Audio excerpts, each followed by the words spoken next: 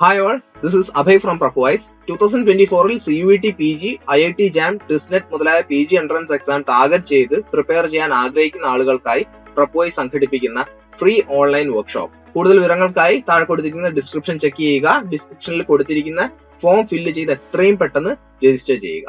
Hi all, welcome to Prepwise UG+. Prepwise UG+ലേക്ക് ഏവർക്കും സ്വാഗതം. ടാർഗറ്റ് CUET 2024-ന്റെ ഭാഗമായിട്ട് നിങ്ങൾക്ക് ഓൾറെഡി അറിയാം വ്യത്യസ്ത ക്വസ്റ്റ്യൻ പേപ്പേഴ്സ്, അത് പാർട്ട് എ ആയിക്കോട്ടെ പാർട്ട് ബി ആയിക്കോട്ടെ, ഒരുപാട് സബ്ജക്റ്റുകളുടെ ക്വസ്റ്റ്യൻ പേപ്പേഴ്സും പാർട്ടിലെ തന്നെ വിവിധ സെക്ഷൻസിന്റെ ഒക്കെ തന്നെ ക്വസ്റ്റ്യൻ പേപ്പേഴ്സും കഴിഞ്ഞ വർഷം ചോദിച്ചിട്ടുള്ള, അതായത് 2023 CUETക്ക് ചോദിച്ചിട്ടുള്ള എല്ലാ ചോദ്യങ്ങളും നമ്മൾ ഡിസ്കസ് ചെയ്ത് വരുന്നുണ്ട്. അതിന്റെ ഭാഗമായിട്ട് ഇന്ന് ഞാനിവിടെ ഡിസ്കസ് ചെയ്യാൻ പോകുന്നത് ജനറൽ അവയർനെസ്, അതായത് GKയും കറന്റ് അഫയേഴ്സും കൂടെ അടങ്ങുന്ന പാർട്ടിയിലെ ഒരു പ്രധാനപ്പെട്ട ഭാഗത്തു നിന്നുള്ള ഏകദേശം 4-5 ചോദ്യങ്ങളെങ്കിലും മിനിമം ചോദിക്കുന്ന ഒരു ഭാഗത്തു നിന്നുള്ള ചോദ്യങ്ങളായിരിക്കും. സോ ഏതൊക്കെ ഏരിയാസിൽ നിന്നാണ് ചോദ്യങ്ങൾ വന്നിട്ടുള്ളത് എന്ന് മനസ്സിലാക്കുന്നതിനായിട്ട് stay tune to Prepwise UG+. അതുപോലെ പ്ലേലിസ്റ്റിൽ പോയി കഴിഞ്ഞാൽ ഇതിനു മുമ്പ് ചെയ്തിട്ടുള്ള എല്ലാ സെഷൻസും ഇതിന് ശേഷമുള്ള സെഷൻസും നിങ്ങൾക്ക് കാണാൻ സാധിക്കുന്നതായിരിക്കും. സോ എന്തായാലും പ്ലേലിസ്റ്റും ചെക്ക് ചെയ്യുക. ഇനി UG+ പ്രൊവൈഡ് ചെയ്യുന്ന പ്രോഗ്രാംസിനെ പറ്റി കൂടുതൽ അറിയുന്നതിനായിട്ട്, UG+ന്റെ മറ്റ് ഇനീഷ്യേറ്റീവ്സിനെ പറ്റി കൂടുതൽ അറിയുന്നതിനായിട്ട് അക്കാഡമിക് കൗൺസിലറുടെ നമ്പർ ഞങ്ങൾ ഡിസ്ക്രിപ്ഷനിൽ കൊടുത്തിട്ടുണ്ട്. സോ അതും നിങ്ങൾക്ക് യൂസ് ചെയ്യാവുന്നതാണ്. കണക്ട് ചെയ്തിട്ട് എത്രയും പെട്ടെന്ന് തന്നെ നിങ്ങളുടെ CUET PGക്കായുള്ള പ്രിപ്പറേഷൻ സ്റ്റാർട്ട് ചെയ്യാവുന്നതാണ്. ബിക്കോസ് CUET PG 2024 മാർച്ച് 11 തൊട്ട് സ്റ്റാർട്ട് ചെയ്യുന്നതാണ് നിലവിൽ നമ്മൾക്ക് അറിയാവുന്ന ഒരു കാര്യം. സോ അതുകൊണ്ട് എത്രയും പെട്ടെന്ന് തന്നെ സ്റ്റാർട്ട് ചെയ്യുക. നമുക്ക് ഒട്ടും സമയം കളയാൻ നമ്മുടെ ആദ്യ ചോദ്യത്തിലേക്ക് പോവാം. The massacre of the crowd at Jallianwala Bagh at Amritsar took place on.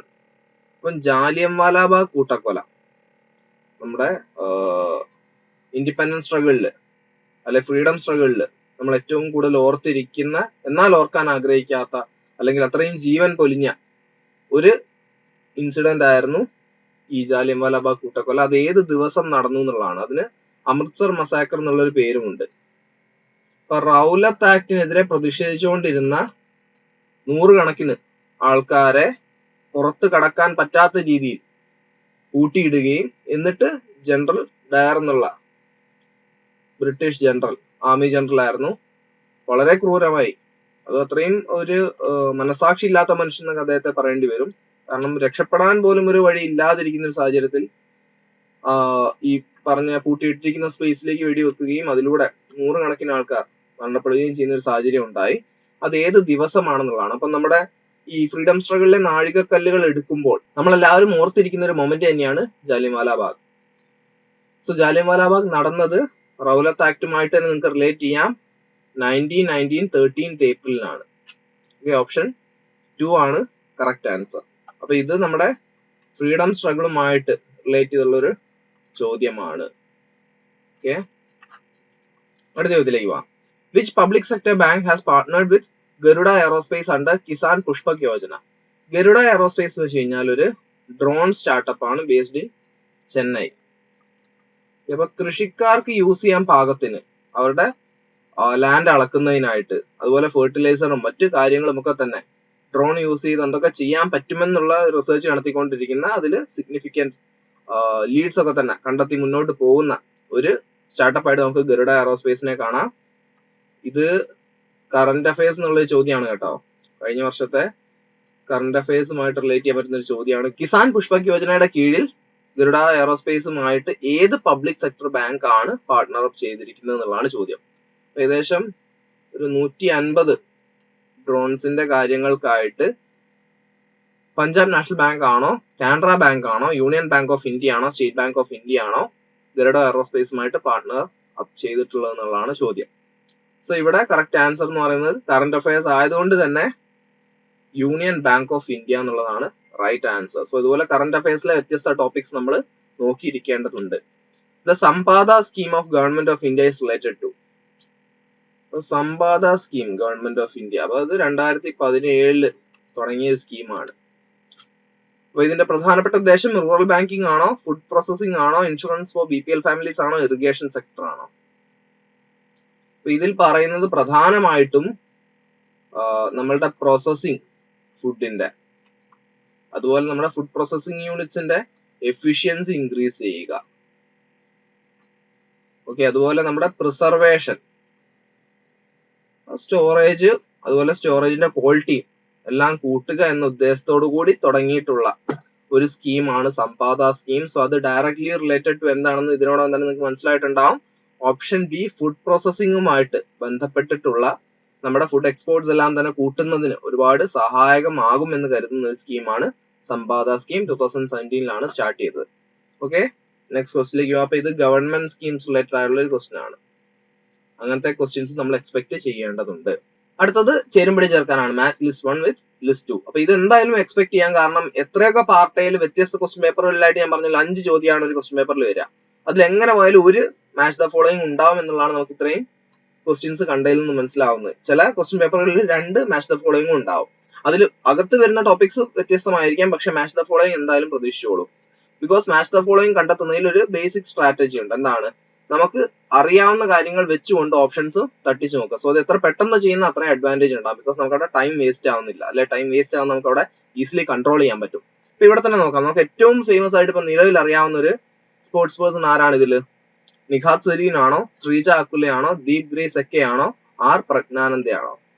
Definitely എനിക്ക് തോന്നുന്നു മോസ്റ്റ് ഓഫ് ദം എന്തായാലും ആർ പ്രജ്ഞാനന്ദ ആയിരിക്കും. ബിക്കോസ് മാഗ്നസ് കാൾസണുമായിട്ട് ഒരു ഫൈനലിൽ റണ്ണറപ്പ് ആയ വ്യക്തിയാണ്. അപ്പൊ എന്തായാലും അദ്ദേഹത്തെ അറിഞ്ഞ്, അദ്ദേഹം എന്ന് വെച്ച് കഴിഞ്ഞാൽ ഒരു 17 വയസ്സുള്ള കുട്ടിയാണ്, പക്ഷെ ലോക ചാമ്പ്യനോട് കിടപിടിച്ച ഒരു വ്യക്തിയായിട്ട് നമുക്ക് എന്തായാലും ആ ഒരു റെസ്പെക്ട് ഡ്യൂ ആണെന്ന് പറയാം, അല്ലെ? അപ്പം പ്രായത്തിനും പ്രത്യേകിച്ച് ഒന്നും ചെയ്യാനില്ല അതിൽ. സോ എങ്ങനെയാണെങ്കിലും അദ്ദേഹത്തിന്റെ സ്പോർട്ട് ഏതാണെന്ന് ചോദിച്ചു കഴിഞ്ഞാൽ ഈസിലി മാഗ്നസ് കാൾസണുമായിട്ട് അദ്ദേഹം കളിച്ചത് ഒരിക്കലും ക്രിക്കറ്റോ അല്ലെങ്കിൽ ടേബിൾ ടെന്നീസോ ഹോക്കിയോ ബോക്സിംഗ് ഒന്നുമല്ല, ചെസ് തന്നെയാണ്. സോ D3 എന്നുള്ളത് വളരെ എവിഡന്റ് ആണ്. സോ 2 ഓപ്ഷൻസ് ആയി. അപ്പൊ നമുക്ക് ഈസിലി ഇവിടെ 2ഉം 4ഉം വെട്ടാം. പിന്നെ ഇതില് വേറെ ഒരൊറ്റ സ്പോട്ട് കൂടെ കിട്ടിക്കഴിഞ്ഞാല് പരിപാടി എളുപ്പമായി. സോ ഇതിൽ പിന്നീട് അത്യാവശ്യം ഫേമസ് ആയിട്ടുള്ള ഒരു പ്ലെയർ ആരാണ്? ശ്രീജ അക്കുല അത്യാവശ്യം ഫേമസ് ആണ് ഫോർ ടേബിൾ ടെന്നീസ്, കാരണം അവാർഡ്സ് ലഭിച്ചിട്ടുണ്ട് കഴിഞ്ഞ വർഷം. അപ്പൊ അത് വെച്ചിട്ട് നമുക്ക് B4ഉം കൊടുക്കാം. സോ B4ഉം D3യും വരുന്ന ഒറ്റ ഓപ്ഷനേ ഉള്ളൂ. അത് 1 അല്ല, അത് 3 ആണ്. ഇനി A2 നിഖാത് സരീൻ ബോക്സിംഗ്, അതും അത്യാവശ്യം സെൻസേഷണൽ ആയിട്ടുള്ള ന്യൂസ് ഒക്കെ തന്നെയായിരുന്നു. നിഖാത് സരീനും വ്യത്യസ്ത മെഡലുകൾ ലഭിച്ചിട്ടുണ്ട് കഴിഞ്ഞ നാഷണൽ ഇന്റർനാഷണൽ ഇവന്റ്സിലായിട്ട്. സോ ഇവിടെ കറക്റ്റ് ഓപ്ഷൻ എന്ന് പറയുന്നത് 3 ആണ്. അപ്പൊ ഈ 4ഉം അറിഞ്ഞോണം എന്നില്ല, ഏതെങ്കിലും 2 എണ്ണം അറിഞ്ഞാൽ ചിലപ്പോ 1 അറിഞ്ഞാൽ പോലും നിങ്ങൾക്ക് ഉത്തരം കിട്ടിയെന്ന് വരും. അതുകൊണ്ട് ഇത് ചോദ്യം കാണുമ്പോൾ തന്നെ നിങ്ങൾ ഒഴിവാവാതെ അതിൽ ഏതെങ്കിലും അറിയാൻ പറ്റുമോ, ഏതെങ്കിലും റിലേറ്റ് ചെയ്യാൻ പറ്റുമോ എന്നുള്ളത് നോക്കിക്കൊണ്ടേയിരിക്കണം. അങ്ങനെയാണെങ്കിൽ 4 മാർക്ക് നിങ്ങൾക്ക് ഈസിലി സ്കോർ ചെയ്യാം. ഓക്കെ, ലാസ്റ്റ് ക്വസ്റ്റിലേക്ക് പോവാം. Subsidiary alliance system was started by. അപ്പൊ നമ്മള് കൊളോണിയൽ ഇന്ത്യ അല്ലെ മോഡേൺ ഹിസ്റ്ററി എല്ലാം പഠിക്കുമ്പം നമ്മുടെ ടെക്സ്റ്റുകളിലൊക്കെ തന്നെ NCERT ടെക്സ്റ്റുകളിൽ വളരെ വിശദമായി നമ്മളെ പഠിപ്പിക്കുന്നുണ്ട്. അപ്പൊ അതില് ഡോക്ട്രിൻ ഓഫ് ലാബ്സ് പോലെ തന്നെ ഉള്ള ഒരു മൈൽ സ്റ്റോൺ ആയിട്ടുള്ള, അതായത് ബ്രിട്ടീഷ് പവർ ഇന്ത്യയിൽ കൊണ്ടുവരുന്നതിന്റെ വലിയൊരു മൈൽ സ്റ്റോൺ ആയിട്ട് തന്നെ കണക്കാക്കുന്ന ഒരു മൂവ് ആയിരുന്നു സബ്സിഡിയറി അലയൻസ് സിസ്റ്റം എന്നുള്ളത്. അപ്പൊ ഇതിലൂടെ എന്താ ചെയ്തെന്ന് വെച്ച് കഴിഞ്ഞാല് നമ്മുടെ ഇന്ത്യയിലെ രാജാക്കന്മാർക്ക് സ്വന്തമായിട്ട്, അതായത് ഇൻഡിപെൻഡന്റ് ഫോഴ്സ് വെക്കാനുള്ള അവരുടെ പവർ എടുത്ത് കളയുകയായിരുന്നു. ഓക്കെ, ഇത് കൊണ്ടുവന്നത് 1798 അപ്പൊ 1798 തൊട്ട് 1805 വരെ നമ്മുടെ ഒരു ഗവർണർ ജനറൽ ഇവിടെ ഭരിച്ചിട്ടുണ്ട്. അദ്ദേഹമാണ് ഇത് സ്റ്റാർട്ട് ചെയ്തത്. അത് ലോർഡ് ഡാൽഹൌസി ആണോ, ലോർഡ് വെല്ലസ്ലി ആണോ, ലോർഡ് കോൺവാലിസ് ആണോ, ലോർഡ് കേഴ്സൺ ആണോ എന്നുള്ളതാണ് ചോദ്യം. അപ്പൊ ഈ ഇൻഡിപെൻഡന്റ് ഫോഴ്സുകളെ നമ്മുടെ ആർമി, അത് നമ്മുടെ കിങ്ഡംസിന് വെക്കാൻ പറ്റുന്നില്ല. ആൻഡ് എന്തെങ്കിലും യുദ്ധം വരികയാണെങ്കിൽ ഈ വാടകയ്ക്കെല്ലാം കൊടുക്കുന്ന പോലെ ബ്രിട്ടീഷ് ഫോഴ്സുകൾ അവരുടെ വ്യത്യസ്ത യൂണിറ്റ്സിനെ അയച്ചു കൊടുക്കുക. എന്നിട്ട് യുദ്ധം ചെയ്യണം തോന്നുമ്പം ഈ ബ്രിട്ടീഷ് യൂണിറ്റ്സിനെ എംപ്ലോയ് ചെയ്തുകൊണ്ട്, അതായത് ഇവിടെയൊക്കെ ഇപ്പൊ ഈ ഗുണ്ടയൊക്കെ പണി എടുപ്പിക്കുന്ന പോലെ തന്നെ ഒരു പരിപാടി വേണമെങ്കിൽ കണക്കാക്കാം. നമുക്കായിട്ട് പോയി അടിക്കാൻ പറ്റില്ല, നമുക്ക് ഫോഴ്സ് ഉണ്ടായിരുന്നെ നമുക്ക് അടിക്കായിരുന്നു, പക്ഷെ നമുക്ക് ഫോഴ്സ് ഒന്നുമില്ല, നമ്മൾ പൈസ കൊടുത്ത ആളെ ഇറക്കുന്നു, അതിന് പൈസ കൊടുക്കണം, നല്ല പൈസ കൊടുത്താലേ ഈ ഫോഴ്സുകളെ വിട്ട് കിട്ടുള്ളൂ. എന്നിട്ട് കിങ്ഡംസ് തമ്മിൽ അടി ഉണ്ടാകുമ്പോൾ ഇവരെ വിളിച്ചിട്ട് ഏതാണോ സുപ്പീരിയർ ഫോഴ്സ് അവർക്ക് അവർ യുദ്ധം ജയിക്കുന്നു എന്നുള്ള രീതിയിലേക്ക് കാര്യങ്ങൾ മാറ്റി. സോ അതോടെ നമ്മൾക്ക് സ്വന്തമായിട്ടൊരു എന്തെങ്കിലും മൂവ്മെന്റ് കൊണ്ടുവരണം എന്നുണ്ടെങ്കിൽ, അല്ലെ നമുക്ക് ബ്രിട്ടീഷിനെതിരെ ഫൈറ്റ് ചെയ്യണമെന്നുണ്ടെങ്കിൽ നമ്മുടെ ആ ഒരു അഡ്വാൻറ്റേജ് അവിടെ ഇല്ലാതാവുകയാണ്. ബിക്കോസ് നമുക്ക് ഒരിക്കലും സ്വന്തമായിട്ട് ഫോഴ്സ് വെക്കാൻ ഉള്ള ഒരു സാഹചര്യം അവർ ഒരുക്കുന്നില്ല. അത് പോളിസി വൈസ് തന്നെ അവർ കൊണ്ടുവന്നു എന്നുള്ളതാണ്. ആൻഡ് ഇത് കൊണ്ടുവന്നത് മറ്റാരും അല്ല, 1798 തൊട്ട് 1805 വരെ ഗവർണർ ജനറൽ ആയിരുന്ന ലോർഡ് വെല്ലസ്ലി ആണ്. അപ്പൊ ഇതും നമ്മുടെ കൊളോണിയൽ ഇന്ത്യ സംബന്ധിച്ച്, അല്ലെങ്കിൽ ഫ്രീഡം സ്ട്രഗിൾ ഒക്കെ സംബന്ധിച്ച്, മോഡേൺ ഹിസ്റ്ററി ഒക്കെ സംബന്ധിച്ച് വളരെ ഇമ്പോർട്ടന്റ് ആണ്. ഓക്കെ, അപ്പൊ ഇത്രയും ചോദ്യങ്ങളാണ് നമുക്ക് ഇന്ന് ഡിസ്കസ് ചെയ്യാനുള്ളത്.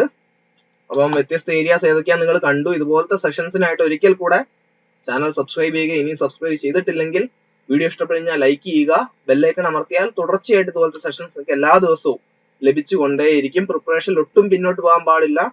ഞാൻ നിങ്ങളുടെ കോളേജുകളിൽ നിങ്ങൾക്ക് ഫ്രീ ഓൺലൈൻ സെഷൻസ് അല്ലെങ്കിൽ കരിയർ ഗൈഡൻസ് സംബന്ധിച്ചുള്ള ഈ പരീക്ഷകളെ പറ്റിയുള്ള അവയർനെസ് എല്ലാം തന്നെ എത്തിക്കണം എന്നുണ്ടെങ്കിൽ താഴെ ഒരു ഫോം കൊടുത്തിട്ടുണ്ട്. ആ ഫോം ഫില്ല് ചെയ്ത് കഴിഞ്ഞാൽ നിങ്ങളുടെ ക്ലാസ്സിലെ മൊത്തം കുട്ടികൾക്ക് എന്ന രീതിയിൽ തന്നെ നമ്മൾ സെഷൻസ് ഓർഗനൈസ് ചെയ്യുന്നതായിരിക്കും. സോ അതിനായിട്ട് ആ ലിങ്കും ചെക്ക് ചെയ്യുക. അതുപോലെ UG പ്ലസിനെ സംബന്ധിച്ചുള്ള എല്ലാ ഡൗട്ട്സിനും നിങ്ങൾക്ക് അക്കാഡമിക് കൗൺസിലറെ കണക്ട് ചെയ്യാം. അക്കാഡമിക് കൗൺസിലർ നമ്പറും താഴെ കൊടുത്തിട്ടുണ്ട്. അപ്പൊ ഇനി ഒട്ടും വൈകേണ്ട എത്രയും പെട്ടെന്ന് പ്രിപ്പറേഷൻ സ്റ്റാർട്ട് ചെയ്യുക. മറ്റൊരു സെഷനുമായിട്ട് വീണ്ടും കാണാം. Peace out.